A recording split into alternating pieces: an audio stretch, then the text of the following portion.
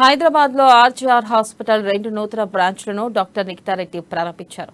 మొత్తం 6 రాష్ట్రాల్లో 75 బ్రాంచ్లు ఉన్నట్లు డాక్టర్ నిఖితారెడ్డి తెలిపారు. 4 తరాలుగా అనేక వ్యాధులకు పరిష్కరించామని డాక్టర్ నిఖితారెడ్డి తెలిపారు.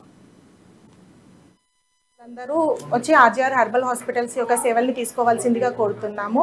4 తరాలుగా అనేక దీర్ఘకాలికమైన వ్యాధులకి శాశ్వత పరిష్కారం అనేది ఆర్జీఆర్ హెర్బల్ హాస్పిటల్ ఇస్తుంది.